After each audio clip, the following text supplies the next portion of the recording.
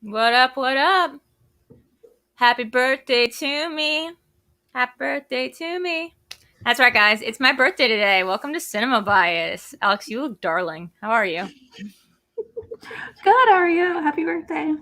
Thank you. I like that this year I'm doing a birthday week. Like it's lasting from last Sunday till this Sunday when I'm going to have a screening room and rent out like a private screening room for Cruella so I can go see that movie.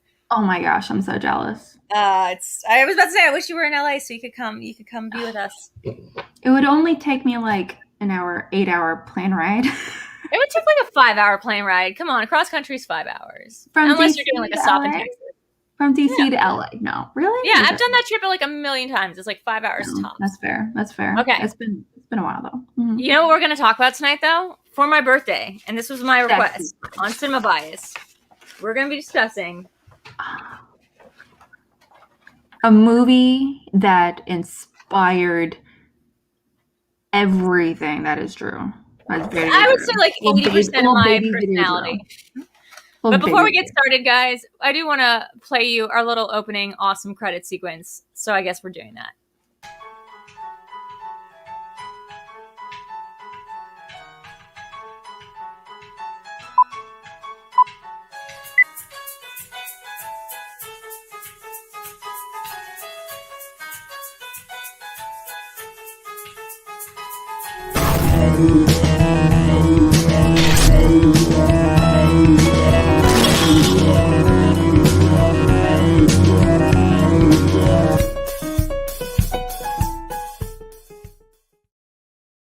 Trying to find a way to put this up so like the dog's not hitting the dog, but also everyone can see it.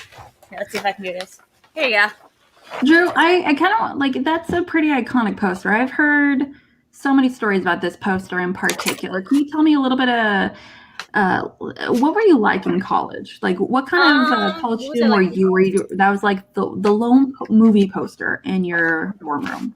Well, yeah, this was the only movie poster I brought to college room freshman year dorm room. I was really weird. I think I was trying to make a statement, but I'm not really sure on hindsight what that statement was. Like, I love the Marquis de Sade. Like, I'm into Jeffrey Rush, Shine's Jeffrey Rush, which I think at the time was like, it was before Pirates of the Caribbean. So no one really knew who Jeffrey Rush was unless you were really into the Academy Awards and like loved him in Shine.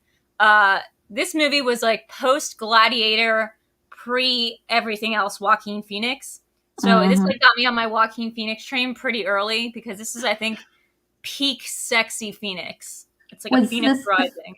Was this the first movie you saw with Joaquin Phoenix? No, he'd been in tons of stuff. He'd been in Parenthood. He'd been in like, I always noticed that weird cleft lip kid in movies. And then of course Gladiator. I also found him very sexy in Gladiator, but of course he was like being evil and weird. And this he's being very like repressed, hot priest. Yeah. And this whole thing reminded me so much of like my mom who had a ton of like bodice ripper like books in like this old cabinet, like this really old cabinet that she would keep behind in her bedroom. And this movie to me was like her version of like the Fabio covered, like heaving bosom books. But before we get into, even into that, why don't we take a second and talk about what Cinema Bias is and is not, mostly is. Yes.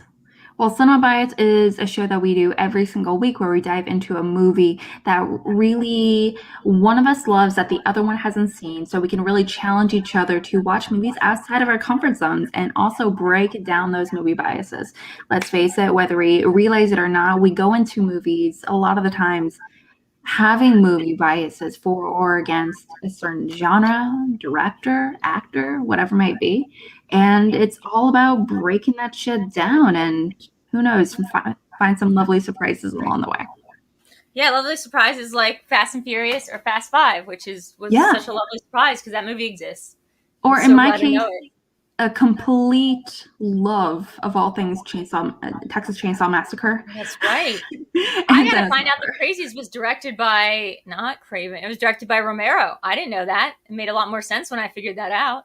Moving this bar over here. Learn something every day. Yeah. So we learn something new every day. We have a really fun lineup coming up in the next couple of weeks. So stay tuned to find that out. Guys, if you want to donate, send in tips, donations, be our guest for my birthday. I mean, We did a lot of birthday stuff on Sunday, so no fault if everyone's like tapped out of birthday stuff for Drew. But you know, I'm not, so keep on donating. Streamlabs.com/VideoDrew, and also you can go do it on the super chats, which we have. And please don't forget, I never say this, but don't forget to like and subscribe and comment and do all those fun things. So do that too.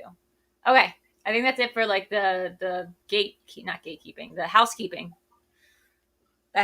of the day. So let's get into it. Alex, why have you not seen this glorious movie before I made you? Well, you know, when at that time I was like 10 years old. Oh, cool. That makes me feel good. You know, I was too busy watching other mother-daughter family movies, such as Silence of the Lambs, and obviously an American Psycho. But in all honesty, when it comes to this genre in particular, it was a movie that I didn't really know existed, in spite of my love of all things period dramas and love of all things period romances. It's a movie that I didn't really discover until significantly later on. I was probably in college when I found out what it was. And I also avoided it because of the poster, to be honest, because I was like, I don't want to see a sexy movie with Jeffrey Rush. Yeah, there's a lot going on in this poster that is misleading about what. Oh, it's also very leading. This scene does exist in the movie, and there's a lot going on. And I think actually watching this movie, having not seen it for many years, I was like, oh, is this going to be one of our problematic episodes where we talk about how problematic this movie is? Because it does not. Some parts of it does not hold up, especially like a lot of the sexual dynamics between men and women are, we could say, slightly problematic, although I do think the underlying message of this film is great. On my end, I hate romantic period dramas. Like, that's my least favorite genre of movie. In fact, it's like my least 3 favorite genres of movies combined, like period pieces, romance. Oh, thanks for your subscription, Gorilla Ape Monkey. I see what you did. You just did the A as a double duty. Yes, and by the way, he did play a great Vincent Price character on House on Haunted Hill. I love if you want to see another great Vincent Price impression, check out Evan Peters' better version of an accent on the 4th season of American Horror Story Hotel. I think it was 4th? No, 5th. 4th was Freak Show. In the hotel season, he's doing this mid-Atlantic, or transatlantic mid-accent, and it's so good, and it's so much better than that Mayor of Easttown show. If there's anything if there's anything I love, it's a ridiculously wonderful transatlantic accent. Oh, I know. My friend James Urbaniak is a voice actor, and he does a very good transatlantic, well, you see, and blah, blah, blah, see? Like, kind of like that. No, that's also gangster. It's like, it's more like I'm talking like a Gatsby, man. It's like that kind of thing. What are you talking about, man? Come on, yeah. One thing about transatlantic accent, it was nobody's actual accent. Like, they just made it up for the movies, and then people just started talking like that. Like, no one was born talking transatlantic accent. And also I don't know. I wonder what it's inspired by as well. What accents it could be inspired by, because it feels like a fake accent that was developed by country club people that wanted to feel more exclusive. It was developed by Hollywood people trying to sound halfway British and halfway American. Yeah. So that's what it was. It was like, it's supposed to be highbrow American. So they sounded transatlantic. But it doesn't sound British in the slightest to me. It doesn't sound British in the slightest. It sounds shishi and weird and posh. So it's like a transatlantic accent is a non-existent accent. Anyway, that has nothing to do with this movie, because Jeffrey Rush is severely Australian. Although I used to think he was British, because I don't know if he's doing an accent in this, or if he just, British just sound like Australians. In Australia. But this movie is definitely filled with a lot of British people. Michael Caine, Kate Winslet, for example. This is not a British film, obviously, but there's quite a few British people in it. Who directed this? I actually don't know. Let me check this out. But I do know it's the same director that is actually more famous for being a writer, because he actually wrote 3 of the 4 Indiana Jones films. No fucking way. He wrote Raiders. Are you kidding me? He wrote Kingdom of the Crystal Skull. And he wrote Last Crusade. Oh my God. That's so weird, and I can't believe But I've never looked that up before. he That's his most what a recent random jump. directorial project was the Hemingway Gillhorn HBO movie project, I think. But yeah, he's more prolific for being a writer over a director. But Wasn't that there one of being those recently that we were talking about? Like somebody, oh yeah, the guy who's going to be adapting Time Crimes is the guy yeah. who wrote Schindler's List, and we were like, why? Why would he be the director of Time Crimes, the remake? That It's was weird. bonkers to me. It's Um, uh it's kind of bonkers to me. Apparently, one of his consistent working partners is Chris Columbus. Yes, Chris Columbus, as in Harry Potter and the Sorcerer's Stone, Harry Potter, Columbus has and done some weird stuff. yeah. So, because Chris Columbus, he worked quite a bit as doing a lot of writing. He didn't write. He's not credited for writing the scripts, but he worked with him quite a bit on With editing, this guy. essentially. Yes. So Okay, it's awesome. really interesting how these Hollywood relationships work, for sure. They go by strangely. So here's the thing. I'm going to give you 1 minute on the clock, and I want you to tell me in as much detail and as savory, delectable detail as possible. This movie is full of very fancy words for sexual things. But I want you to tell me with 1 minute on the clock, getting past the first act if possible, what this movie is about. Okay, ready? Okay, sure, cool. Yeah. Marquis de Sade is up in some kind of weird madhouse set in France. Okay, it's like the late 1700s. I don't know time. What is time? And one of the leaders, people that oversees the madhouse it's a priest, Abbe or whatever, played by Joaquin Phoenix, and he has like a weird, really cool friendship relationship with Kate Winslet, who is secretly taking a lot of these writings written by Marquis de Sade and selling them. They have this really cool, interesting working relationship, and therefore a lot of these stuff is coming out. Mark is like, "Man, stop all this writing," and so.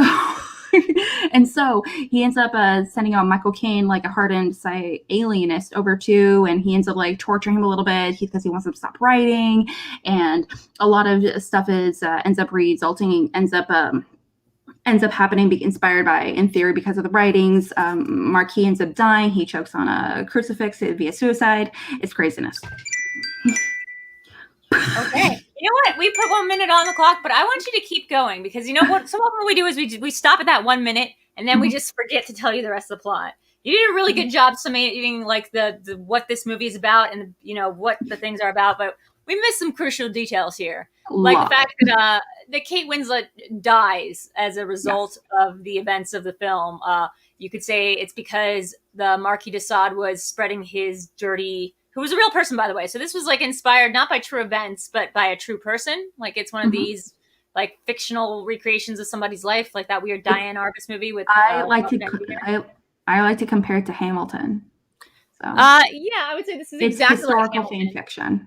However, I don't think the Marquis de Sade died in a madhouse choking on a crucifix. He might have, but I don't think so. Marquis de Sade is like it's historical fan fiction. It's inspired by some. Oh, it's historical sprinkling of events, but it's the fictional telling of it. So Kate Winslet dies in this movie because she is killed by a guy who has been reading the Marquis de Sade during a fire in the madhouse. That is in part Marquis de Sade's fault because he's trying to relay his stories, and the the inmates get overexcited and they end up like burning the place down because one guy's an arsonist. And in the entering bedlam, one of the other inmates, who's kind of like mentally challenged, like takes Kate Winslet and drowns her, and she dies. And then Joaquin Phoenix has this real change of heart where he imagines himself having sex with Kate Winslet's dead body.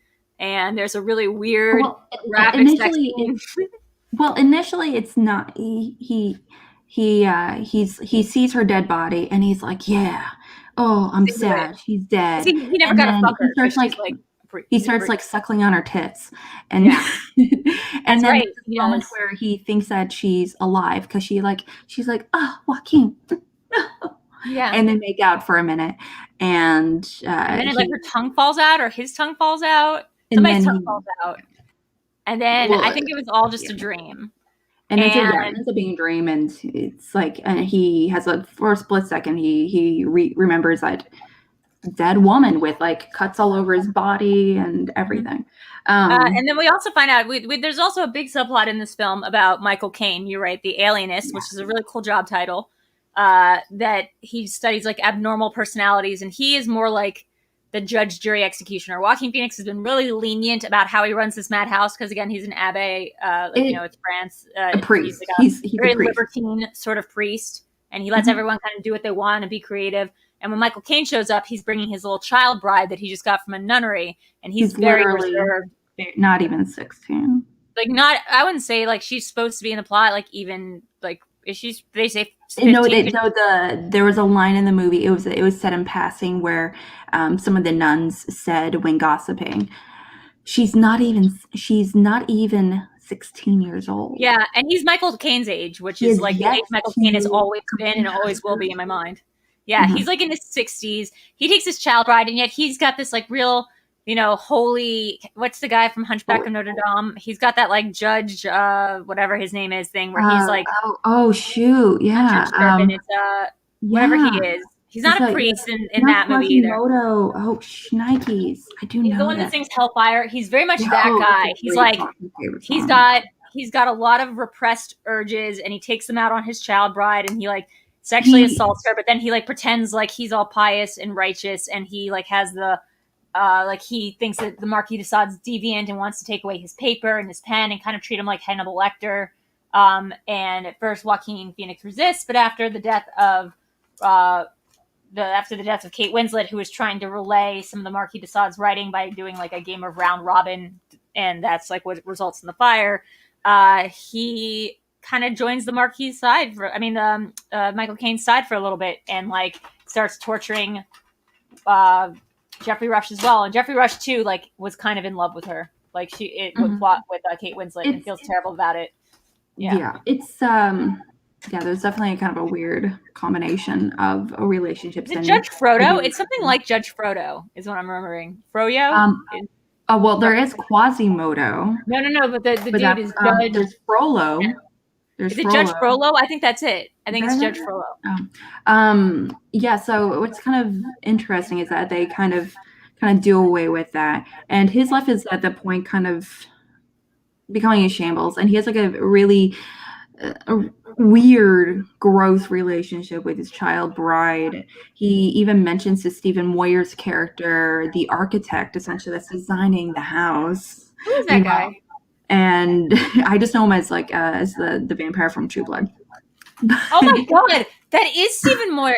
Wait, oh my god, that's Bill from True Blood. Dude, give me the Bill. Put me in Schmoedown and give me the singles. Holy shit! I was like looking at him and I was like, he looks. Because of course I didn't know who Stephen Moyer was when I first watched this movie, but when I watched it, happy birthday, Drew. Hey, thanks, John. Classic Fast 5 in your honor. Oh, hell yeah. Hello, Alex.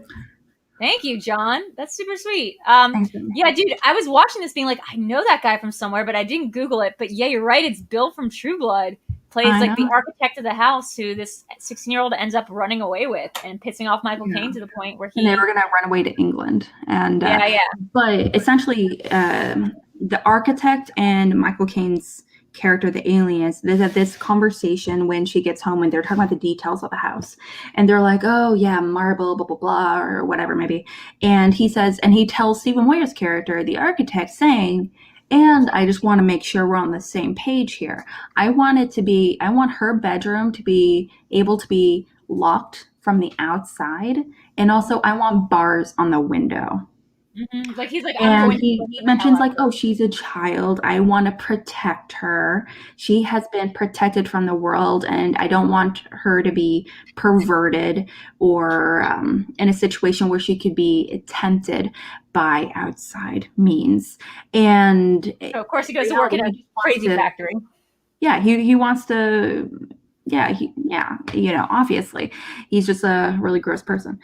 So, what does she do? Anyway, she ends up creating this power for herself. She ends up somehow coming across the book. She ends up sneaking away from the house to some way. She ends up she ends up getting power over him, even though it's kind of insinuated that she's locked away a lot. She ends up having power where she ends up designing everything in the house, ordering all the expensive shit, because in reality, she's trying to trick Michael Caine's character to make him feel more comfortable with the idea of her leaving her room.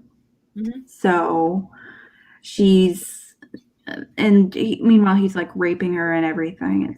It's really weird. Horrible. It's a really horrible sequence of events whenever you see Michael Caine and his child bride on screen.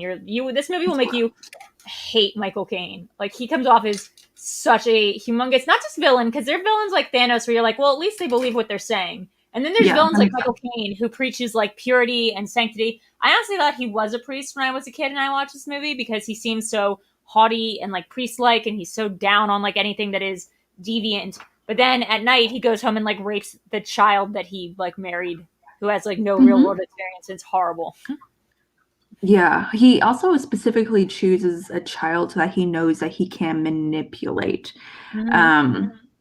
Throughout somebody who's an orphan who has no money or means of their own. Like, and to be clear, the parallel that's supposed to be drawn here is the Marquis de Sade has never done anything violent. Marquis de Sade's crimes are entirely based on his writings, which have been decided to be deviant by like the Catholic Church in France at the time. I actually don't know that much about the Marquis de Sade's life. I know it was kind of crazy, and like 12 Days of Solemn is like based on that, and he would write plays. I don't actually know how much trouble he got in, or if he was like sent away. Probably sent away at some point. But he was very popular, but I know he isolated himself quite a bit. He was the Marquis too, so he had the power. He had like the power structure to remain wealthy. And there was actually a lot of ideas that because he wrote so often, so consistently, that there was actually a lot of writers that wrote under his name. But that's what I was thinking too. Like, is he even a real person, or is he like a pseudonym of a guy? Because like Justine is his probably most famous work, and I've read Justine, and it's fine. Like, it reads like anything that you would find on the internet today that would be like erotica. Like, he just wrote erotica, but like intensely BDSM, like sadomasochistic erotica. That was his only crime, I think. So it's the content itself, but it was obviously at the time, which makes sense, which is it was considered heinous at the time. And I mean, it was it's pretty obscene stuff. And like, you can see how even like by today's internet laws and like what we're trying to enact, some things, like sometimes words do incite violence, and sometimes like, free speech is great, but A, they're not in America, they're in France, and like free speech is not a thing, as much of a thing there, or it wasn't at the time. And B, like, when you see the actions of this film, like his actions and his writings directly inflame the population of this mental asylum to go commit heinous murders, like where does the accountability stop? And so I think this movie does actually raise very interesting questions about like the power of the pen and the quills, if you will. But more than anything, I feel like this is a movie about obsessions. Regardless of because Kate, like, every character has their own form of obsession. Like Michael Caine's character, he has an obsession with control. And where it's control over people around him. And Jeffrey Rush has Marquis de Sade, where he doesn't have OCD or anything, but he has this intense obsessive compulsion to get things out of him, or it's painful for him to not write things down. When they take away his pen and paper, like Hannibal style, he writes it in his own feces, right? Yeah, he writes in his own feces. He uses blood at a few points, and he writes it on his shirt, on his clothing, on the walls. It's everywhere. But also, like, Kate Winslet's character, she's a washer girl that's in the process of, and she's like a baby. She's so young. She's no mayor of Easttown. Yeah, she did this movie. This movie was like what, 98, no, 99? Not 80s. This movie was like 2000. Wait, no, it's 2000. Yeah, it was like 2000. So this was right after. This was like right after Titanic, I want to say. Not right after. This was not right after Titanic. Well, it's not directly after, but it was like that. Okay, because because but she was still a baby. She was in her like she was 20. Between Titanic and Revolutionary Road, there was this movie. Yeah. Yeah, Revolutionary Road was like 06 or something. 2010? Right? Was 2010? I thought. 2010. I thought I saw it was 06, but I would put them like directly between. So if like Titanic came out in 96, I think, right? 95, 96, and then this came out, and then a couple years later you get Revolutionary Road, which reunites her with Leo. I mean, that's just how I keep it straight in my head, which is obviously not very straight at all. She is very young in this, but she's not quite Titanic young. She's a little bit older. But Joaquin Phoenix isn't. Well, Titanic was 1998, I thought. Was it? Yeah, well, she did this in 2000, obviously. That's absolutely not true, because 98 was the year that Shakespeare in Love won, right, for Best Picture? So Titanic must have been. Titanic was released in 1997. She was in Hamlet 96. Okay, so Titanic was 97. Then we get Gladiator was 2000, right? So this was the same year. It was released in 2000. Yeah. So are we sure that this is 2000 as well? I thought this was maybe 2001, because I feel like year 2000. Yeah, I'm looking at it now. This was the same year that so Joaquin Phoenix just had a really fucking busy year. The same year that he did Gladiator. I'm always confusing the Oscars. Yeah, so it was also released in 2000. Mm-hmm. Yeah, so Gladiator and this came out the same exact year. And they could not be more different roles for this dude. He is so fucking hot in this movie. I don't know what it is. Maybe it's because he won't make out with her. I mean, just so into it, like that petulant boy face. I love his little like cleft lip from his like cleft palate. Like I love it. Like everything about this is working for me. And then he got super weird. It's definitely a very specific aesthetic, and I appreciate it. He has like that is my intensity. It's a very like his character, I'm sure, inspired a million pornos. I'm sure so many girls went home, and myself included, and wrote a bunch of slash fiction about this. But I'm saying, like, if you would have told me that guy was playing Joker, I would have been so into it. But like now we're into like the era where that's happened, and I'm like, oh, kind of over the Joaquin Phoenix thing. But this era of it, I remember reading this interview with him once. Him and Casey Affleck were getting matching tattoos, and this was like right in 2000, because it's like when I was more into this film. He said that he was like really scared of acting, and acting made him feel like he was a shaved hamster. And I always just remembered that phrasing. He was getting like a tattoo and crying during the interview and talking about being like a shaved, vulnerable, exposed hamster. And I was like, this is the guy for me, Mom. Well, overall, okay. Well, Drew, I'm kind of curious about this. Like you said, this was definitely one of the a very popular movie for you in particular. It was popular to me, not only because of him in particular, but what if this movie specifically really excited you, just made you watch it over and over again? God. Yeah, I mean, like it was just the certain scenes of it were so transgressive and so like crazy, but then also so hot. Like the necrophiliac sex scene. Like I'd never seen anything like that, or even heard of anyone talking about anything like that. Like that idea that you could have sex with a dead body and it could be like hot. Like just end of full sentence. Sex with a dead body was a crazy idea, because like I was too young to even like understand sex. But then like sex with a dead body, and then I'm kind of into it as a viewer. You want to see a dead body. Yeah, I wanted to see that dead body. This movie was just titillated me in all these ways that like in 2000 I was 16. So like as a 16-year-old watching this movie, it really felt like nothing else I'd ever seen before. It felt totally transgressive. It felt like I was like a kind of horny little kid. So I always felt like I was dirty for that reason, but really I was just like that's just like how I self-soothed and stuff. And I should have no reason to feel bad about it. I was a normal little kid. I was just a hyperactive normal kid with hormonal needs, and you were kind of curious.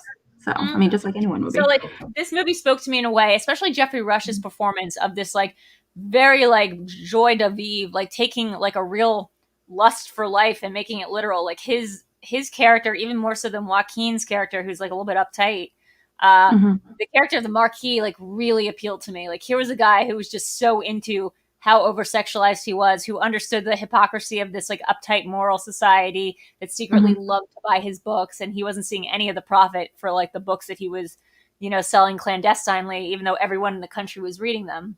And at the end of the movie, we see like the hypocrisy. So the only person that gets out of this movie okay, by the way, is that child bride.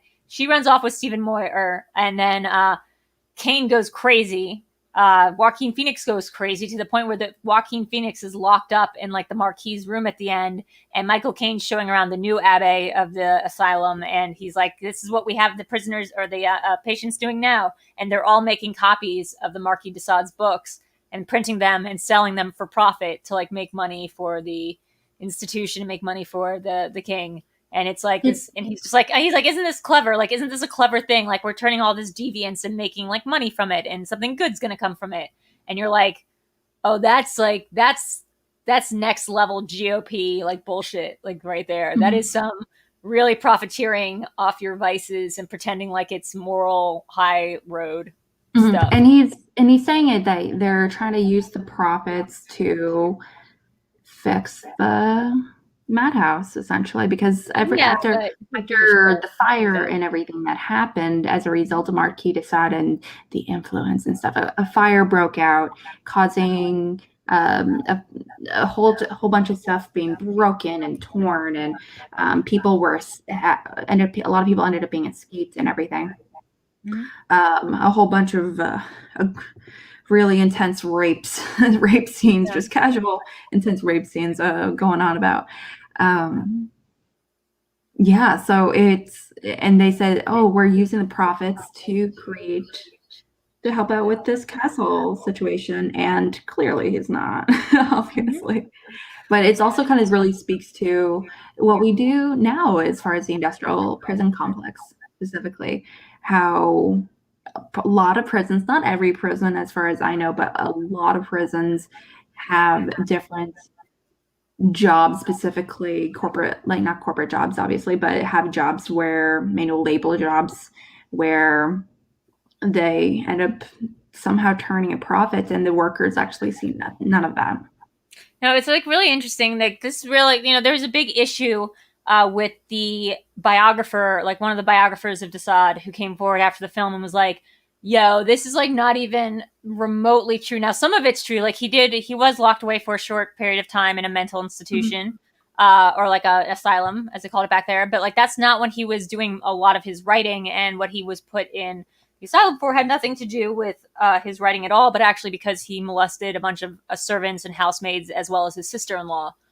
So they locked him up for a couple of years, and he was given a really comfy room, or like cushy room. He did have an affair with a chambermaid who was in her early teens when she met him, and they were having 13. Sex up until like the day he died, and he died very peacefully in his sleep, a free man.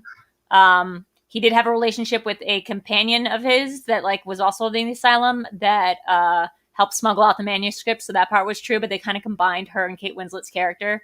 And he also did have a wife that he was estranged from, who you see a little bit in the film, but she's kind of portrayed as this both put upon and like totally conniving woman who's like looking to help Michael Caine out because she's embarrassed by what like the disrespect. He's a very having him as a partner, I cannot imagine, because not only is he a narcissist, he's very emotionally manipulative, and he hits her, and he hits a time where he's like, hey, where she tells him, I can't do anything. I have no money. I have like anytime I do anything, everyone whispers and laughs and points at me. I can't do anything. I want my anonymity back. And he's like, fuck you, bitch. Get me some pen and paper because I need to write priorities. No, yeah. And like in actuality, and she's like, fuck you. I'm going over to Michael Caine, the alien is. And she pretty much tells him, hey, I want this guy gone. I am, not only am I embarrassed, again, I just want him out of my life, because let's face it, at that time, it's not like she could do anything to escape from him. Yeah, I mean, it's not even that relationship though that in real life was at all problematic. We get the word sadism from Marquis de Sade. That's who like sadism when it's named after, and sadistic tendencies. But in actuality, he never like publicly or like in private was ever accused of beating anybody or of doing anything that was sexually sadistic. He was character. this movie Yeah, it character. felt like what he wrote about, and all his proponencies, all his advocacy were for the things that we'd consider right now to be very liberal. Like he was like, brothels should be like, public places that we fund through government resources because people should be allowed like their sexual urgings and to do so in like a safe space. And like there's one instance of him beating a housemaid, and like one time he had an orgy with prostitutes, and that's about it in terms of his personal life BS. Also, yeah. Fun fact for this movie: the woman that played his wife in this movie was his real life wife. But you mean Jeffrey Rush's? I'm guessing not the Marquis de Sade. Yeah. Yeah. I mean, it's really fascinating.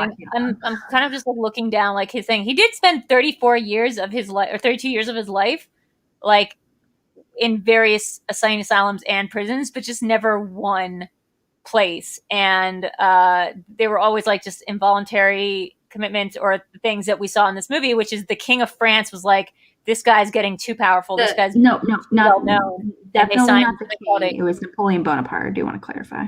Sure, and this was the king of. The phrase that he got committed under was called lettres de cachet, lettres de cachet, which were letters signed by the King of France or countersigned by one of his ministers, enclosed with the royal seal, and they contained orders directly from the king. I guess in this case, Bonaparte. The thing is that in this movie, yes, it's being portrayed that this is happening during the Napoleonic era. But in fact, like a lot of his writing happened like before or after, and he didn't actually do that much during the French Revolution. He was actually elected a delegate to the National Convention during the French Revolution. So, like Napoleon and him were like fine. It was the other power structures that like had issues with him. It's definitely, obviously, like I said, this is mentioned earlier, this is 100% a fictional telling of and just a general inspiration of the events that happened at that time. And it's by no means real in any way, shape, or form. But I do think it's definitely an interesting portrayal of this character, because I actually think watching this, I felt like this would be great as a play. Honestly, I kept watching it like a handful. He did write many plays. I mean, he wrote. This movie I feel like would be great as a play. It felt like a play, and like let's face it, like 90% of the movie takes place in the asylum. That's very easy to do. A lot of the characters, and most of the characters and the interactions are in the madhouse or around the madhouse, so it's very easy to do outside of the alienist. Excuse me. The alienist is like a little child bride situation. Her character arc, that's at their home exclusively, but that's a very easy play to do. So honestly, especially with Jeffrey Rush, Michael Caine, Stephen Moyer, Kate Winslet, with a lot of these actors involved, this feels like something I would love to see in a play form, especially with not so much a campy performance by Jeffrey Rush, but he is very much an exaggerated, flamboyant character that I think would translate very well to the theater. I think what's really interesting. Sorry, I'm like also like this is my time apparently to just download in real time a bunch of information about him. And the market is like, this dude's life was freaking fascinating, and it turns out that there is a portion of his life near his death that kind of does mirror this movie pretty well. Like Napoleon Bonaparte did sign this letter that forced him to go to prison and then to an asylum, being like he was after being very successful, like having a political career that was pretty successful. He was called like Citizen Sade, and he was a proponent of the far left and like was doing all this thing to help the French Revolution. Napoleon took power and became like this total tyrant, and Justine and a bunch of his other works were seen as not just being overly sexual, but being in a way like politically critical of Bonaparte. So that's why Bonaparte had him sent away. And it's during there that he did meet this guy called the director of the institution was the Abbé de Colmière, which is what the character's name is in the movie, who like allowed and encouraged him to stage his plays like in public and in like with the inmates of the asylum, and the Parisian public would pay money and like go see these inmates actually perform his thing. And his psychotherapy like was very controversial, and police like demanded that all his pen and paper be taken away, and like stormed the asylum, and so all that stuff did happen. And he did have like an affair with a 14-year-old girl who was the daughter of somebody that worked there. I mean, it's weird. What I thought was very interesting is that the asylum itself felt not identical, obviously, to what we associate with current mental institutions, as far as the way they go about the healing process and the idea of finding a cure. But they had things like art therapy, and they were allowing people just to hang out and play outside. And they talk about like you said with putting on a theater. That's what a lot of things or talent shows or whatever it might be. Those are a lot of things we kind of associate with a lot of therapies and things like that now, like art therapy and music therapy. It wasn't really a thing in major institutions, at least on a larger scale, until here in the mid late 1900s. But in this version, I like to think that this version of they don't call him institution. They exclusively call it a madhouse throughout the entire movie. And it feels like more like a place where wealthy people essentially send people in the family, like family degenerates or whatever it might be. It's not exactly like federal max prison. It's more like white collar prison for a lot of these people. Like it's just like you're just kind of given free reign to like roam around and have like, if you're rich, you can like buy the stuff you want. It's not prison, and the conditions aren't deplorable, at least not until Michael Caine gets there and starts enacting like very intense like torture methods, which, you know, again are mirroring the events of a lot of his books, like a lot of the torture and sadomasochism that you would read about in Justine, or you know, the Sodom books, or what's the philosophy in the bedroom, any of those stuff. That's like kind of what Michael Caine's doing without the sexual element, although he does that at home.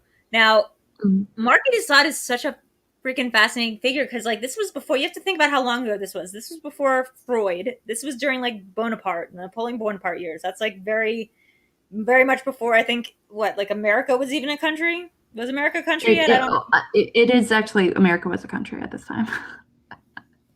Oh, right, because it was around. It was like the early 1800s, or it was early 9. Sorry, it's like 1814 is when he died. So he was around for the. It was yeah. So it's Bonaparte was around in the late 1700s to the early. So early 1800s. So right. Yeah, it was definitely during that period. But I get confused the difference between centuries. Like when you say 19th century, you're referring to the 1800s, but when you say 20th century, you're referring to the. It's always very confusing to me. It's like the Oscar issue. But what's really obsessively cool about this is like a lot of people credit him as being like one of the first like socialists, like really, because he was such a champion of like the idea that the ruling class, even after the revolution, especially after the revolution, was like anti-proletariat. He was considered like one of these very few, maybe the first like populist rich guy who had like a title and who had all the privilege and was like championing for prostitutes to get like legalized work and to be treated like other human beings. And so there was this like sense of like, you know, and then Freud like there were people who credit a lot of Freud's viewpoints to like what was written about in Sade's work, and like Sade giving a voice to this unconscious id desire that we all have.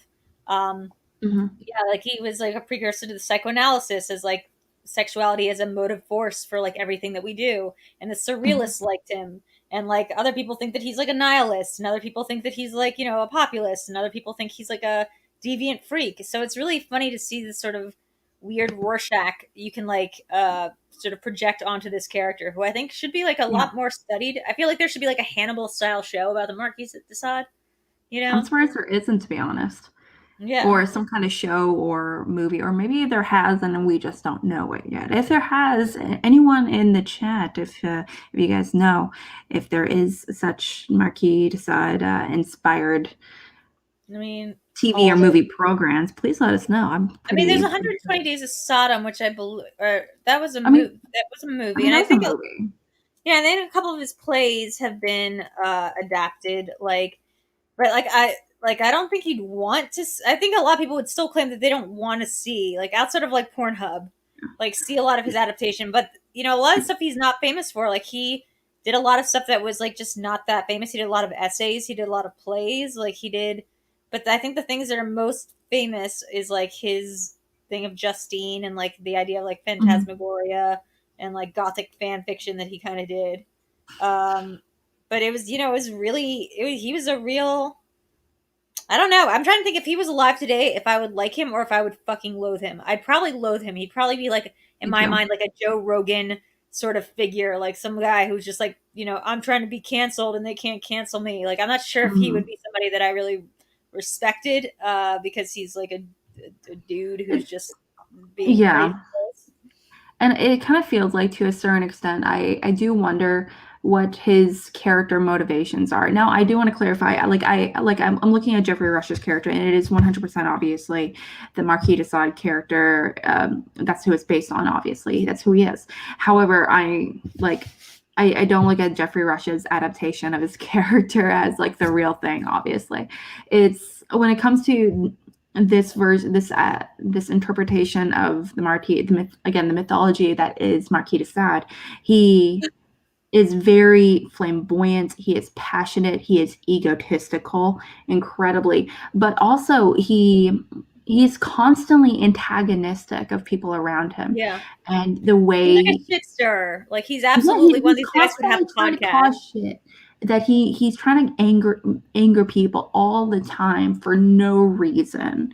And he's just trying to stir shit, and he's like, just because he can, because it's what he does. And he just likes play. And I think it's more that he likes to play around with his own mythology.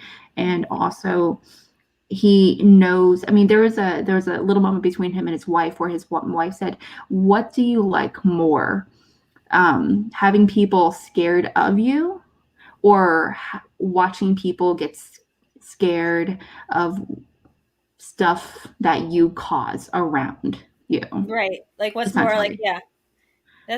So, yeah, I thought that was kind of an interesting little quote. Yeah, it's almost there. like, would I prefer to be loved or feared? And it's like, no, I'd prefer that like you read my shit and get like upset by it. Like, there would be no, I guess, in this world, if we're just taking the movie to be like straightforward, there'd be no writing if he wasn't so. His wife doesn't think there'd be any writing if he wasn't so obsessed with his image. But in reality, Marquis de Sade would be happy enough to have written under a pseudonym. In fact, people like claim all the time that he wrote under pseudonyms, even though he never took responsibility for any of the stuff that they said. Because like he just needed to write. So there's like these two things that are sort of at war here. Is it that he just needed to get the words out because he was compulsively an obsessive writer, or is it because he was doing it because he was trying to self-aggrandize and like promote his own image. And be like one of these hustlers that like really just is into, how his own shit smells, basically. Kind of like Hamilton in a lot of ways. I'm getting with the writing all the time. Yeah. Yes, writing stuff under pseudonyms, and whether under for everything obsessively. Something I'm really kind of curious about is how this movie, there's a lot of rape in this movie. So I do kind of, with that being said, I do want to move on to the complaints one. And obviously, we got complaints today. Yeah, I know, crazy. Rape is obviously a very difficult thing to tackle in a movie.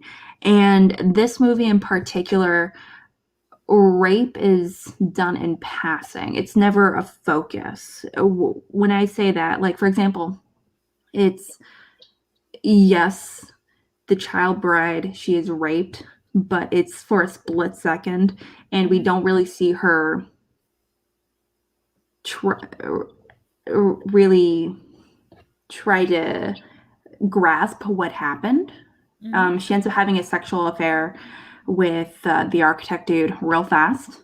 And we don't really see her being like, oh my gosh, crying. We don't see her or any kind of trying to recover with what's happened. And Kate Winslet, her character, it's where she is almost raped as well. It's kind of, she ends up saying, where that guy, he ends up trying to rape her.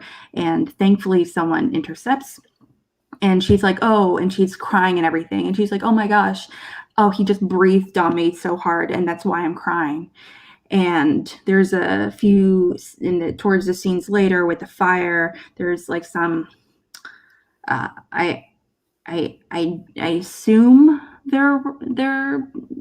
these women are being raped, because there's a handful of scenes where it was like 4 guys at once. Meanwhile, she looks like she's crying. It's in the rain, and the guy stops, and she's like, "Oh my gosh, thank God!" And the guy just leaves right away. But there is a very fun 3-way scene for like 30 seconds. So a majority of this movie feels very anti-sex, I guess, or pro-sex, but only when it's consensual. But there's a lot of casual rape, which kind of feels unnecessary in this movie. Yeah, I would say that it's casual rape. I think it's rape to a purpose, which is like showing that there is this dual side of the Marquis de Sade, which is like, yeah, it's great to have free speech, and it's great that he's a libertine, but what are the actions? What are the direct consequences, and how are people being affected? Now, you can't also claim that this guy was responsible for people raping each other, as we see Michael Caine is just ready to do that just because, that people can use the excuse of like giving a voice to these thoughts that, are quote unquote deviant thoughts, however you want to say that. I mean, Marquis de Sade's books are not very much like about consent. Like, they're very much not about consent. They're very much about like taking consent away from people, specifically women. It's not like he was a champion of equal rights or anything like that.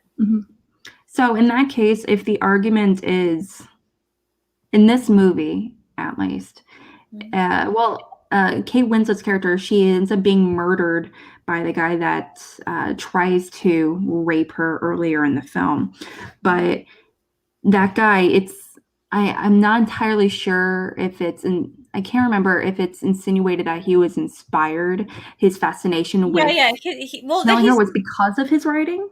Well, yeah, it is because he kills her during this period of time where the Marquis is trying to send her by like doing word of mouth, like a telephone game. Like he's like telling it to the inmate with the cell next to him, because they take away his pen and paper, but he's trying to get the book done and have it sent out to the publisher. So he's whispering the words to the person in the next cell, who is whispering the words to the person in the next cell, who is whispering in the words, and round until it reaches Kate Winslet.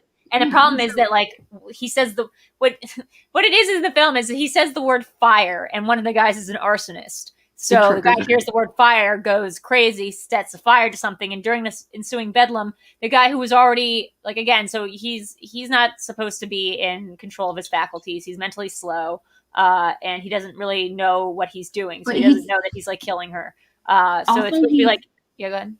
He's not so much, again, he's not so much trying, he pursues, there's a handful of times where it's insinuated that he has a fascination with her, and he tries to rape her the first time, doesn't succeed, and then it's because of he is influenced by Marquis' writing, but later on he ends up killing her, and he doesn't rape her, he just kills her. Well, we don't see anything, but like we can assume that he also probably raped her. But he also has blood walking away. He has blood all over him, and he's like, I couldn't help it.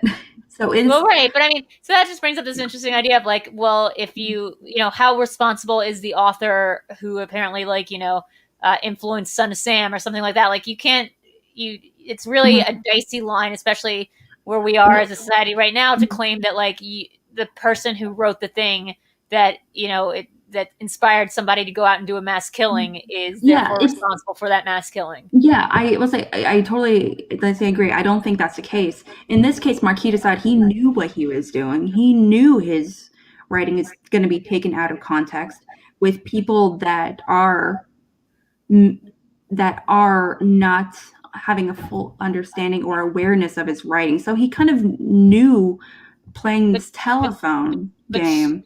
That, yeah, sure. Then in this that context, things were in going that to scene, be that it's gonna get out of irresponsible. hand. But you know who was a willing participant and an active and like giving and game participant in that section, and who was like, she was the one who wanted him to do it because she needed the book to get finished too. So it's not like this was an instance of him like being, I'd say, to take a recent metaphor, like Q from like QAnon thing, and like, and doing all this and inspiring a riot in Capitol. Like, he did not cause a revolution. He did not. He just like inspired a bunch of uptight prudish people to burn his books and do stuff like that. And he, in real life, I don't know how much we can attribute even what we consider sadomasochism or sadism to the Marquis de Sade. Like, he wrote a lot of stories where people got tortured and women were lashed and tied to a post, but they also, in his books, also ended up really liking it. It was one of those kind of creepy things where they'd end up like really enjoying it. Like, it was like it was an old-timey porn. He just did old-timey porn, and he just wrote it. Yeah, well, even in the opening scene, they're in the opening scene. I thought it was a lovely scene where you see the beheading of a woman via guillotine. Oh, we don't know. You don't know it's that at first. You think that she's having sex. It's so good. You think that it's going to be sexy. There's someone is reading the Marquis' very sexy words talking about pain and pleasure, and there's a blurred line. He's telling you a story. It starts up with him. Meanwhile, you see this guy's hands going around like this woman's like throat and everything, and she looks blissful for a few moments, and then you see her start to cry, and you see the guy with his hat, and you're like, oh shit. And then he places her head in the guillotine, and she is killed right away. But you see you notice who the guy was? Isn't he that I thought, honestly, I really thought it was that one guy that ends up killing her. It is. It is the same actor. He was a guy from Mad TV, I believe. He's a Mad TV actor, but yes, he was murdered. So this gives you a sense that this never even actually happened. This was all his story that he's coming up with in his head. Mm-hmm. And perhaps even what the man who killed her was thinking about. This is how he saw himself in his head, and the implication is that Jeffrey Rush is sort of overseeing this and presiding over it. And yeah, it's just really interesting. Yeah, I do think at the end of the day, this movie is really, it just comes down to when you have an obsession, regardless of what it is, regardless of what the potential consequences are, or from others around you, and again, everyone, Kate Winslet, she also has like she knew the risks going into this, starting this telephone game, having this relationship with what's his face, like the messenger person, and be like, yo, what's her name? Yo, I don't know your name. What's my name? Okay. that little moment where they kind of go back and forth, and I think she loved the feeling of somehow being part of this group, the secretive elite group that is putting this risque shit out there, and it's all happening at the roof because of her, and she loves that feeling of self-importance.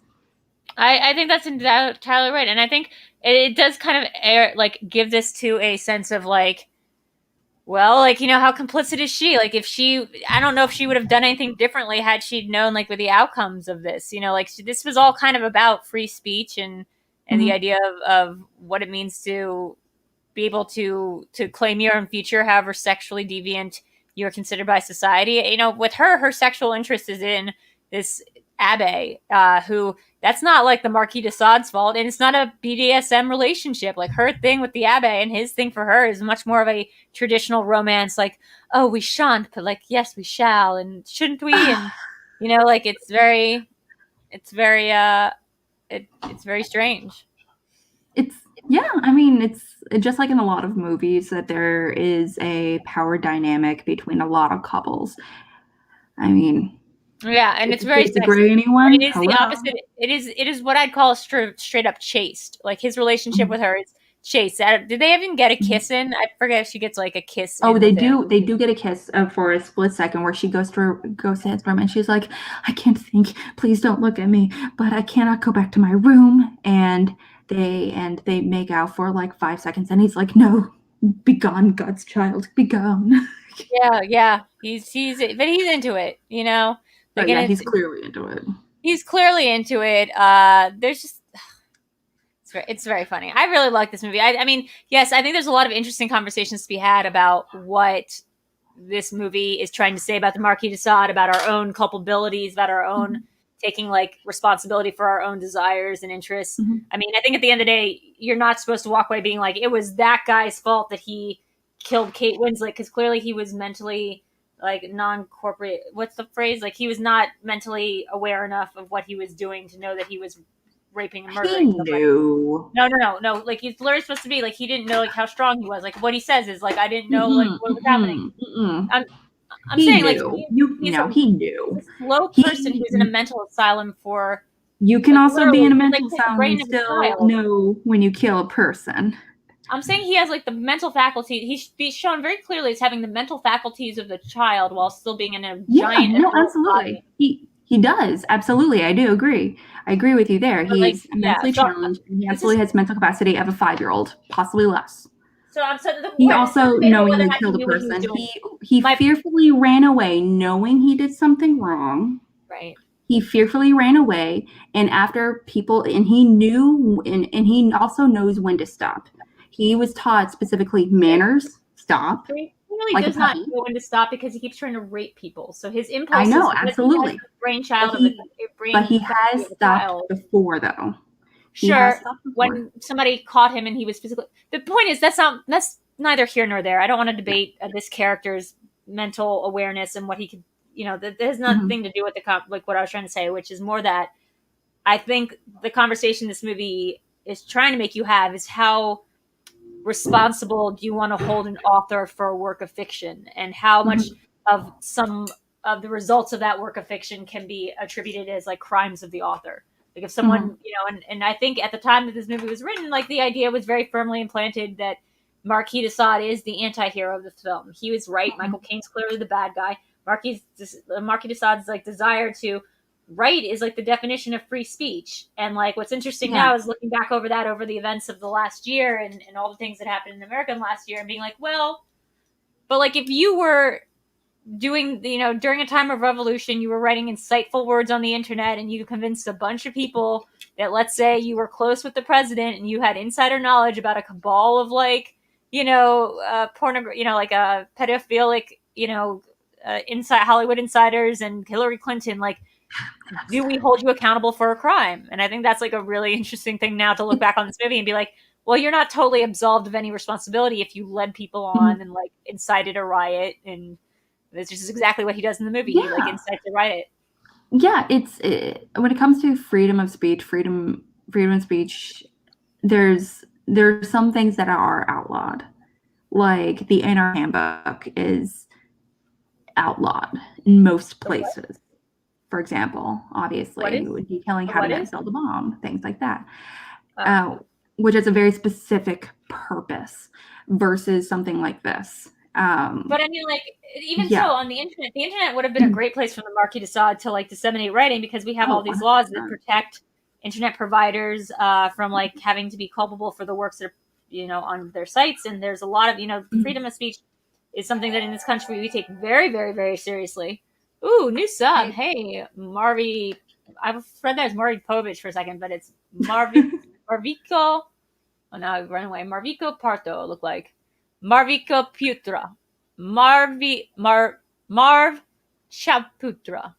I'm trying to say that right. We are butchering it, and we are grateful, though. Thank you so much. We're grateful for that sub. So, yeah, I think there's a lot of interesting things here. Of, like, rewatching this movie, I was like, yeah, I'm on his side. Yeah, this guy's being hypocritical and awful, and the people in power, like, are just doing this to keep them down. And On the other hand, he does incite a riot with his written words that incites not just like somebody to burn the place down, but he was very personally incites somebody to go rape and kill one of his friends. Like, he might have not intended for that to be the consequence of what he did, but like, I was watching that documentary about Q the other day, and like that they have on HBO Max, that was really, really fucking fascinating, and does a pretty good job saying this is probably who Q is, and this is probably what happened, and you do kind of want to be like, well, yeah, like let's string them up, like get them. Like they knew what they were doing. They were purposely inciting violence. They were just using words, and words shouldn't be a crime.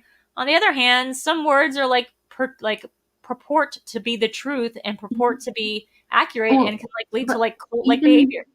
Well, I mean, that just makes things really, really iffy.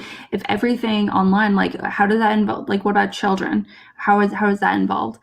And versus like cyberbullying, or it's very or when it comes to emotional and verbal abuse, it gets really, really wonky. It really does. Now, something I do think. But something I think is very specific to this movie, which I think is actually a really solid message, is that now we have obviously two sides of the same coin, with Michael Caine's character being alienist. I love that name. Okay, actually, I would love to have you watch the show. The Alienist. I love that show. The Alienist is great on HBO Max. Go check it out. With the what's his name? Baron Zemo. Oh, it's so good. I loved him. That and Marquis de Sade. Now, they're two sides of the same coin, and I say that because on one hand, Marquis de Sade, he is in this madhouse, quote unquote madhouse, but his but they call it a madhouse, yes, in the madhouse. Yeah. But all of his quote unquote perversions, all that shit is out in the open. Everyone knows about it, and for him it's like he doesn't hide anything, and I respect the fuck out of that, versus someone like Michael Caine, who is done up.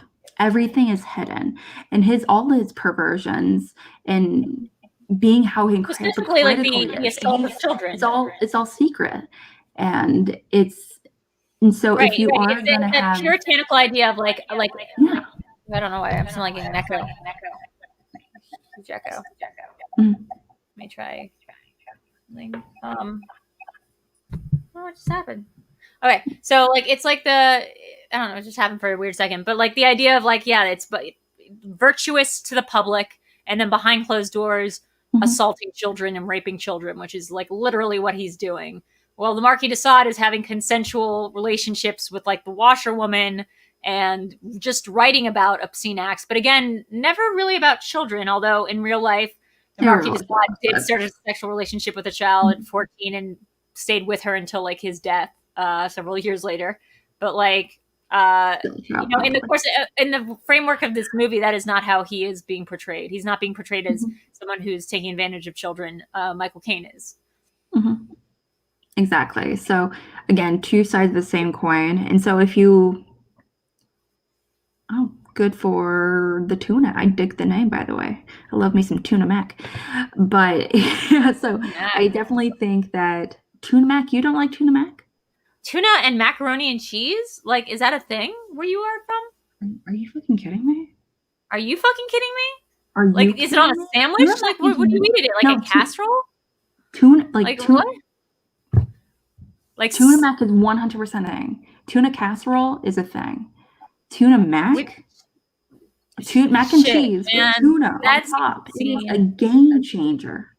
I've gotten into tuna fish very late in life. Like I had to like get into tuna fish through like tuna steaks and sushi, and then be like, oh, that canned shit is basically the same thing with mayonnaise. No, but now I do kind of like tuna fish once in a while. It's kind of like egg salad with me, where I'm just sort of like, some days it's appealing. A lot of days I'm like, that sounds like something I would barf up. But that makes sense.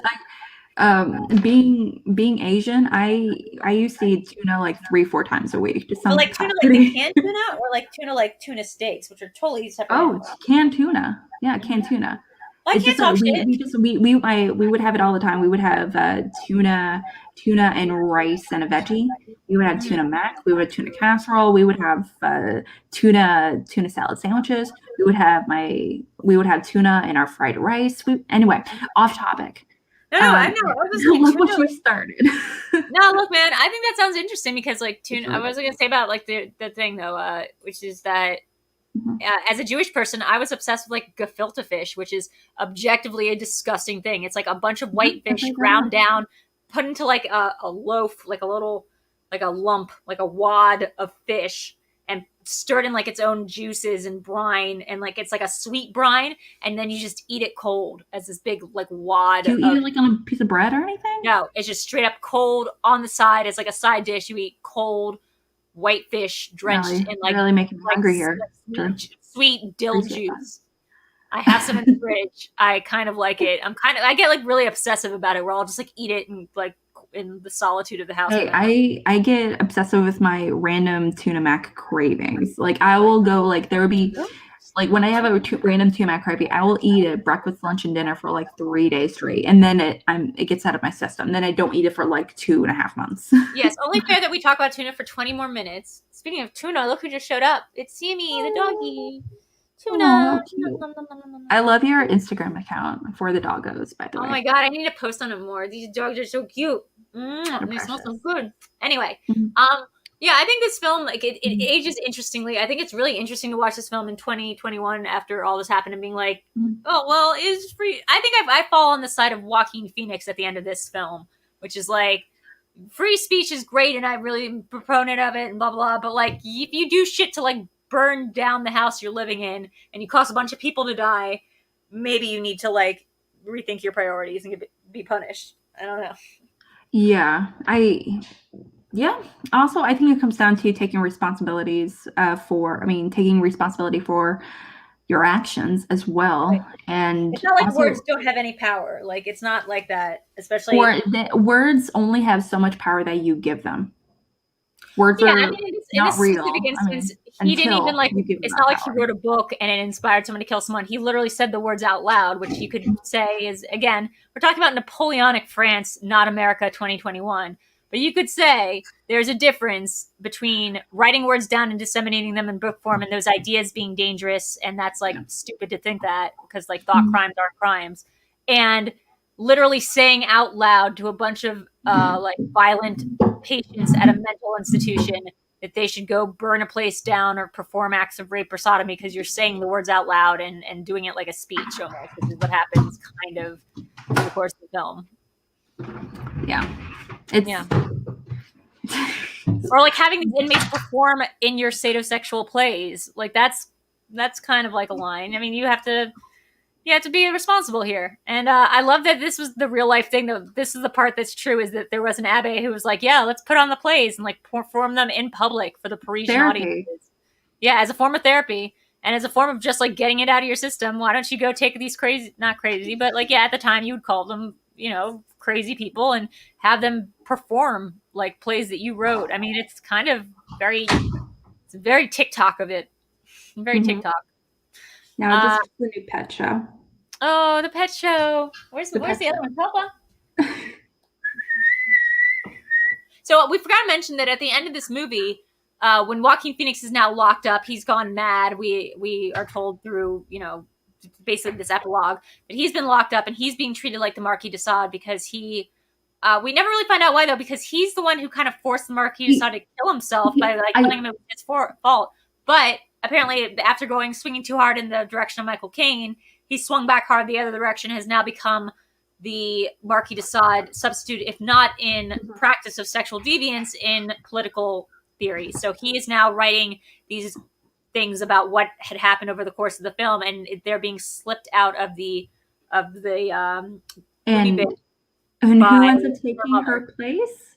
It would be Madeline, aka Kate Winslet's the washerwoman's mom. Well, yeah, who's now helping him sneak out these manuscripts about the events of the film, which again would just help in perpetuity spread the word, spread the message, turn the Marquis into more of a tragic figure than.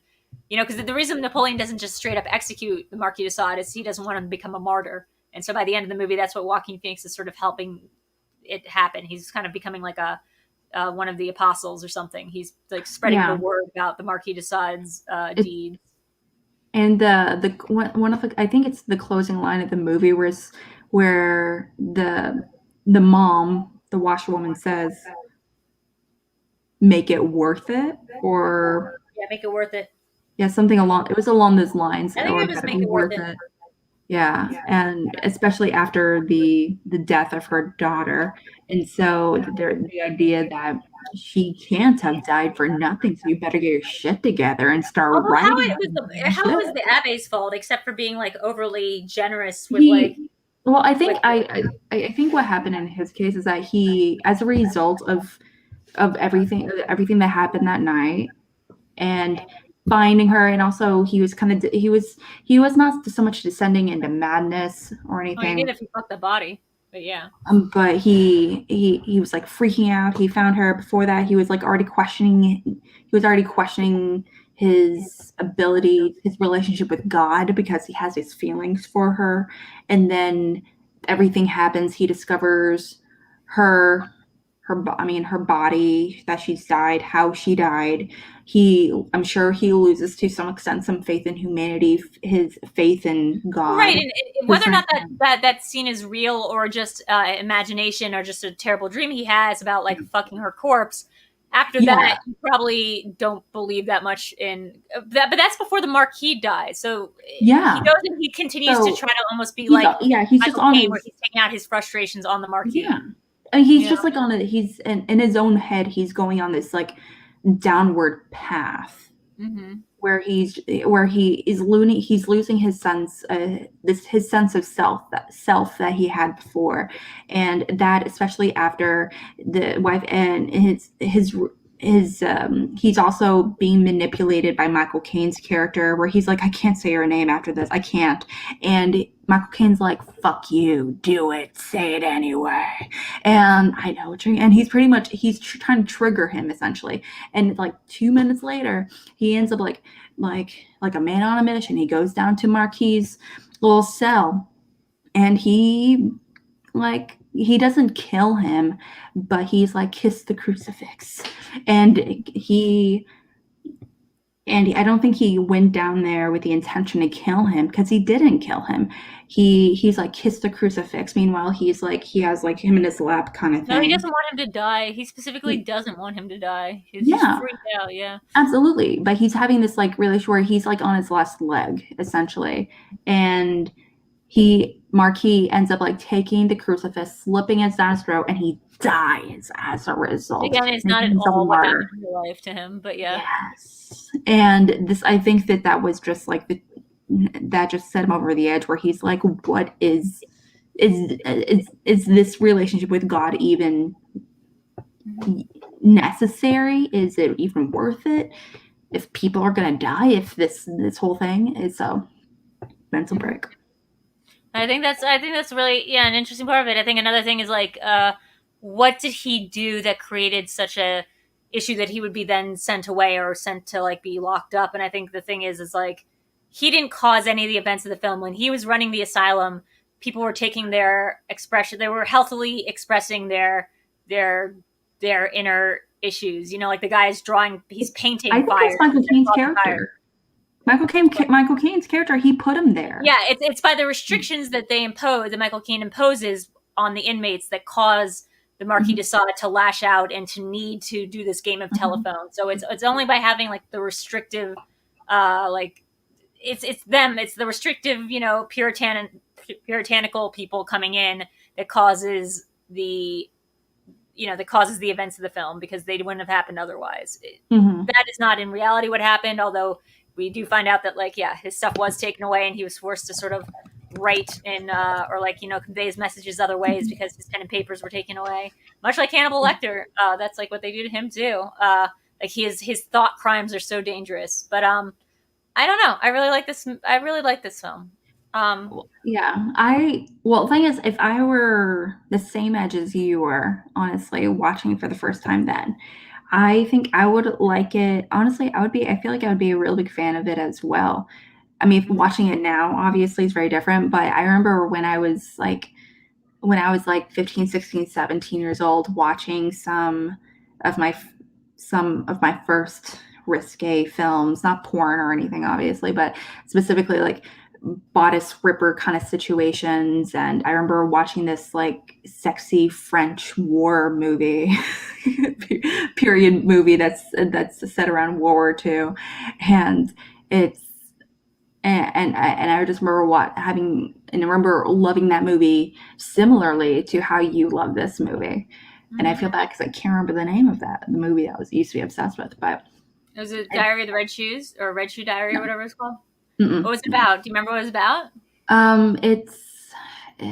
I can't tell you any of the characters' name. It's been such a long time. So I don't care about the character name. Like, what the 1 minute? So it's a French film, but American woman moves to Paris in the 1930s.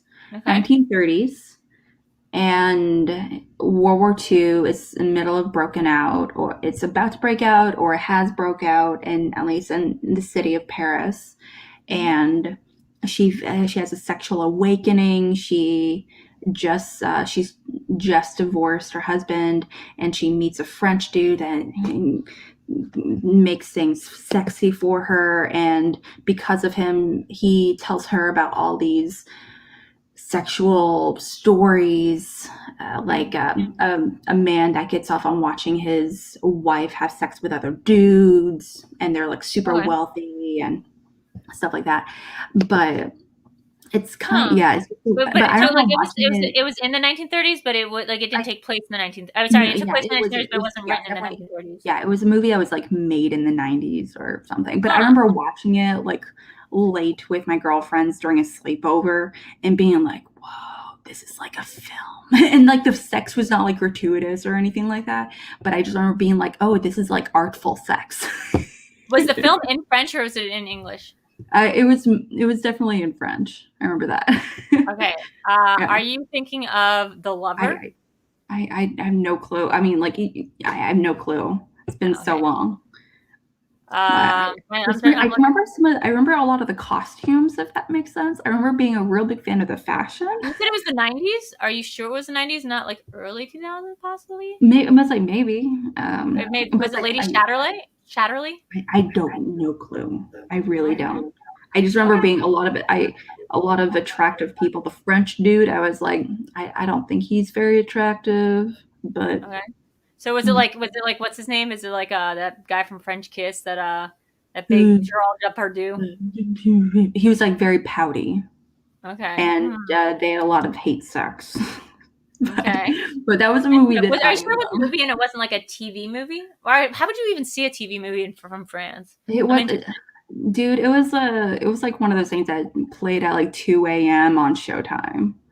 Oh, it was a Showtime movie. Okay. That makes sense. But it wasn't porn though. It was like I'm telling you, it was cinema. It was that thing. It was not porn. Howard the Duck. Hey, Jake Yakavetta. Nice to see you, man. I just remember my girlfriends and I watching it all together, and we were just being like, "Wow, this is fancy sex movies." Nice into it. Mm-hmm.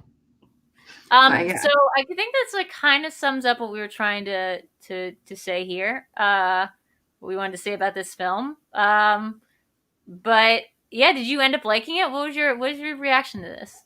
Yeah, I mean, at the end of the day, I didn't love it, but I actually liked it a lot more than I thought. But I think it's because I ended up liking it a lot more than I thought because it was not what I expected.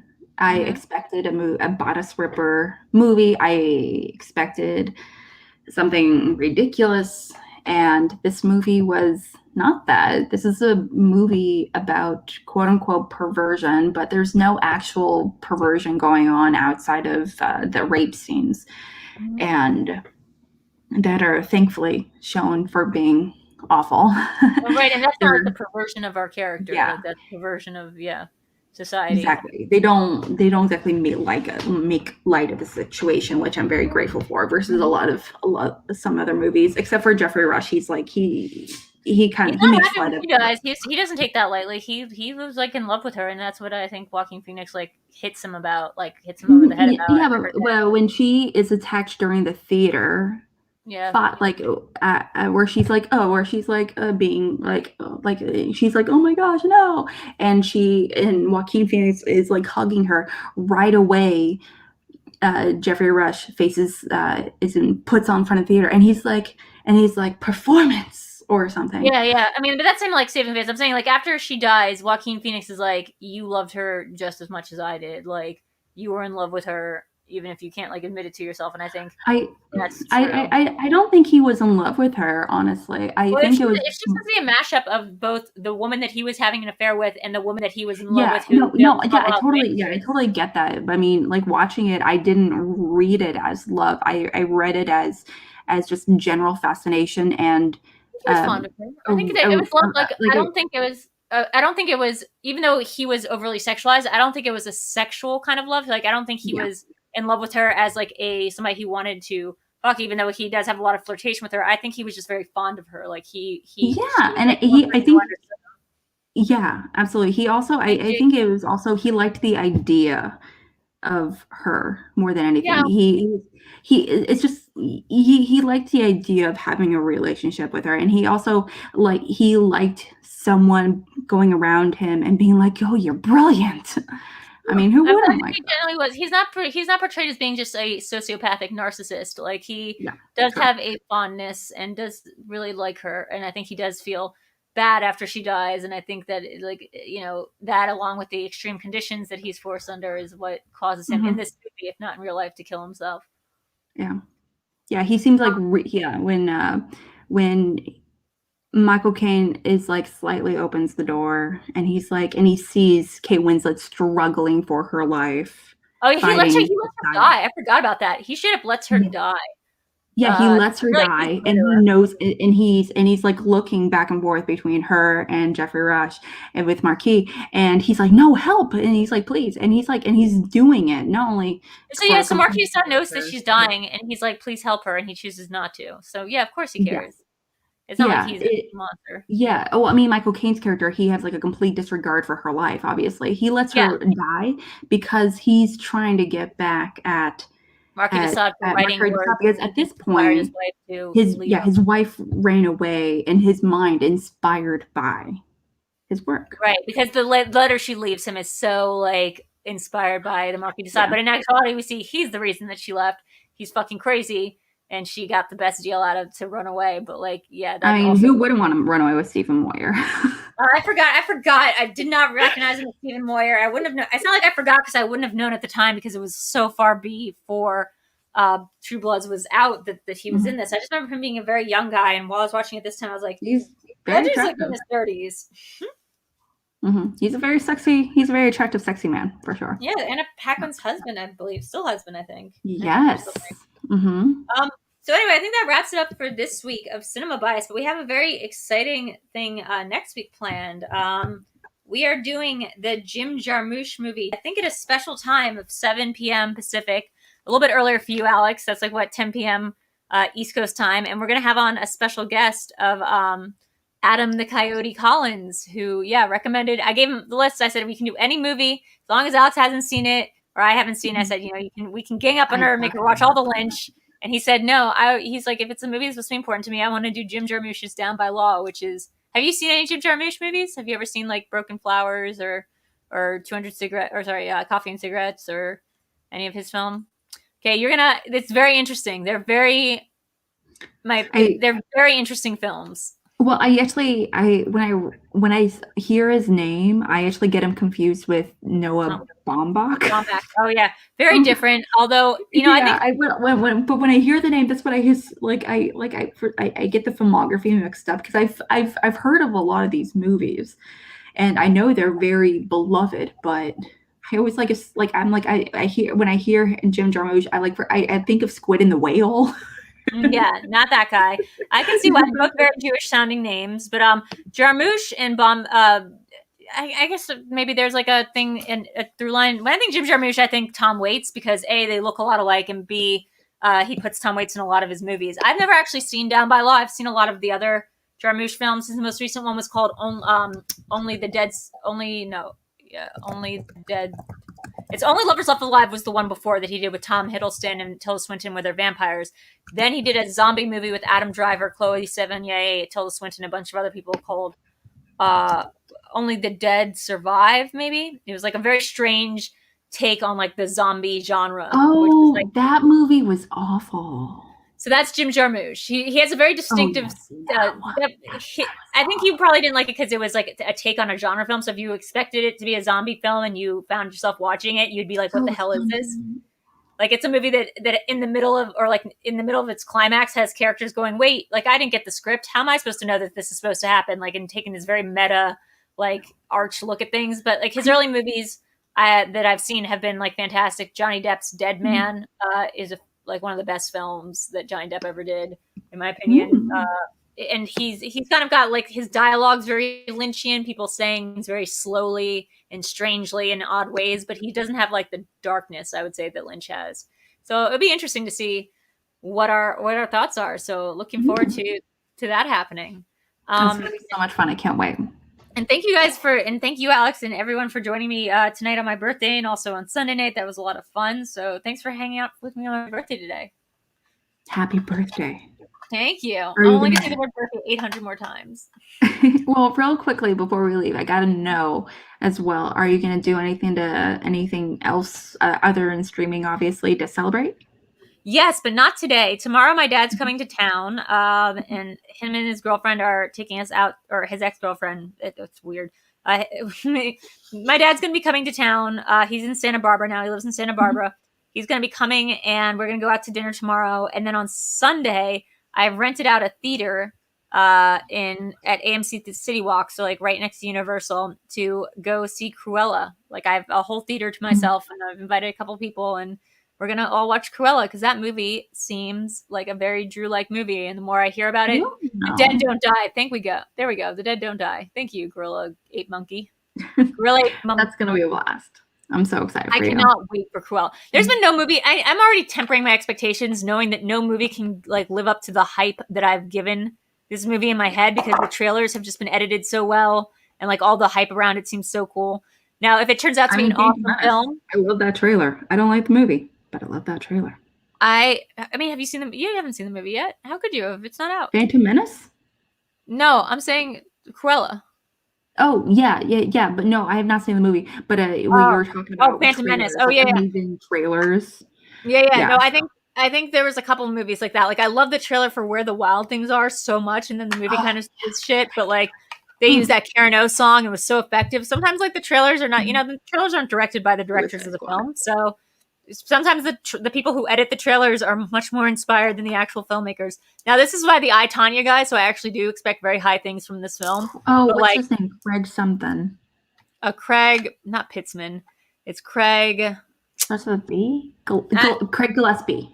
Craig Gillespie. There we go. It's Craig. Oh, good job. Craig Gillespie. I was thinking Dizzy Gillespie, and I was like, that's very wrong. It's Craig Gillespie. The guy, fun fact, he's also the guy that's actually behind the new Hulu miniseries, the Pamela Anderson and what's his name? The drummer dude. Tommy Lee? Yeah, Tommy Lee. Tommy Lee and Pamela miniseries with Lily. Not Lily Collins. Lily Jones. No, Lily Jones. It's Lily James and Lily Collins are the two. Lily James, yes, and Sebastian Stan. Mm-hmm. Yeah, that's gonna be interesting. I mean, I do think this guy's awesome. I loved I, Tonya. I think he's got a real like finger on the pulse for a certain type of crazy lady, like wild-eyed thing that I actually think is like very good, and like what I think is a nice counterpart to all the like we live in a society Joker like masculine toxicity. I think is like doing crazy. Why can't women have like crazy movies where they're like anti-hero crazy villainesses? Like I loved I, Tonya. I know that good to send our own Schmoedown's own Paul Walker Hauser is going to be in this movie, and Craig wanted him just in the movie. Like he didn't want to audition him, but Disney like forced him to audition and prove that he could do a British accent to be in this film. So looking forward to watching one of our own as well. Well, fun fact, I have not seen I, Tonya. Oh, it's so good. I know. So I know. good. That's one of the things I'm scared to watch it because it's been so hyped up. I've heard so many people say it's one of the best sports dramas of all time. I've heard so many people say it's one of the best movies of the 2010s. I've heard the hype was so real. As a result, I avoided it for so long. Margot Robbie, if you asked me a couple years ago if I thought Margot Robbie was going to be the face of like what I'd consider like my kind of feminism, like I'd be like, that sounds weird. Like I don't think I'm going to like that Suicide Squad, the original one. Like, and I didn't like the Harley Quinn character in that, but like what she's done with I, Tonya and with Birds of Prey, I'm like, studio. Oh, she's crazy. And in production studio, I'm like, oh, she's crazy. She's crazy like me. Well, like, I Tonya was from her production studio. I'm talking about the characters she plays, the characters that she's played since then. Like, it's not like that I thought the Wolf of Wall Street wife was such a cool feminist rallying point, but I do think that the characters she's played since then have been awesome. And I can't wait to see Emma Stone, who I actually really do love as an actress. And I think is like has a really great range, do this character. And do like a Disney villainess and give her an origin story that I think is going to be fascinating. Anyway, I'll give you guys my hot take on Cruella after I see it. But it looks awesome. And yeah, the costume designer is the same person who did the Mad Max Fury Road costumes. Oscar-winning costume designer. Can't wait. There's going to be like 136 outfits in this movie. I can't wait for all of them. And before I go on any longer, where can we find you, Alex? You can find me up here at real_AlexMac on Twitter. You can also find me doing stuff over at the Call to Action podcast where we do a whole bunch of Schmoedown match breakdowns and interviews and stuff over there. So it's definitely stay tuned. Are you excited about Friday? This Friday? Friday isn't what's happening? When are we having the team stuff? Isn't there like a live event Friday? Dude, I mean, I have no clue anymore. There's a bunch of stuff. I don't know. I don't know anymore. Well, obviously, I have my finger on the pulse of what's going on in society. So whenever that happens, I'm looking forward to seeing it as well. In the meantime, I'm just training my competitor for having some kick-ass matches this week. So that's all I'm focused on. Hell yeah. You're a great manager. As for me, you can find me at patreon.com/VideoDrew. Here on this channel, please like and subscribe and comment, even if you didn't like or subscribe or comment. That doesn't make any sense. You know what I mean? Even if you don't like me, just like the channel. Please, that'd be awesome. If you join the Patreon, you can do fun things like request a quiz. Like we do these VideoChronic pop culture quizzes on Mondays and Thursdays at 8 p.m. We do Cinema Bias. You can come on Cinema Bias, I think, for one of the tiers and recommend a movie for us to watch, like Adam's doing next week. I think we're doing next week at 7 p.m. I believe, and we can discuss afterwards. But I think we might be moving the time of the show up maybe a little bit to be a little bit more accommodating to our East Coast co-hosts over here. So that might be happening. Keep your ears to the ground for that. And then Sunday, Live in the Dark. It's funny enough, this just happened as a coincidence, but we're also having Adam Collins come on Live in the Dark on Sunday. This Sunday at, I believe, I'll double check the time on that. I think that one's going to be at 8. Maybe I'm messing the times up now. Now I'm thinking I'm crazy. But either way, check it out. You can find all my schedule and stuff at VideoDrew across all social media platforms. I'm sure I'll update day of to tell you what's actually going on. And yeah, thank you for everyone for being here and for the birthday stuff and for everything. And thanks you, Alex. I love you. I love you too, girl. Mwah. Okay, see you guys later. Bye.